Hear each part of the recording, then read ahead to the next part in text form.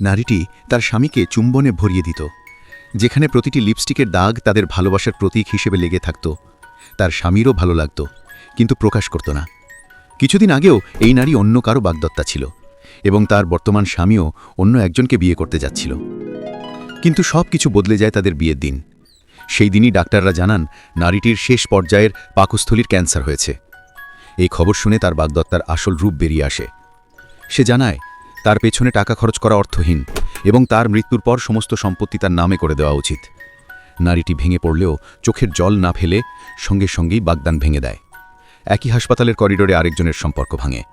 এক যুবক, যার পা অকেজো ছিল, তাকে তার হবুবধূ এই পঙ্গুত্বের জন্য প্রত্যাখ্যান করে।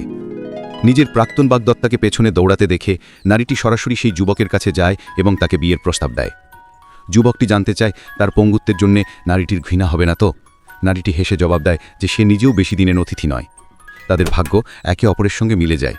এখান থেকেই তাদের নতুন জীবনের শুরু হয়। যখন যুবকের পরিচয় জানানোর পালা আসে, তার সহকারী নারীটিকে লোভী ভেবে যুবকের আসল পরিচয় গোপন করে। সে জানায় যে যুবকটি একজন ধনী শিল্পপতি নয়, বরং একজন সাধারণ নিরাপত্তা ক্যাপ্টেন। নারীটি কোনো দ্বিধা না করেই জানায় কোনো সমস্যা নেই। নারীটি যুবককে নিয়ে আংটি কিনতে যায়। যখন সে ভালোবাসার সঙ্গে আংটিটি তার আঙুলে পরিয়ে দেয়, তখন প্রথমবারের মতো সেই মানুষটির মনে আশার এক কোমল আলো জ্বলে ওঠে। কিন্তু এই খুশি বেশিক্ষণ স্থায়ী হয়নি। নারীটি জানতে পারে যে তার প্রাক্তন বাগদত্তা তার সমস্ত টাকা সরিয়ে নিয়েছে।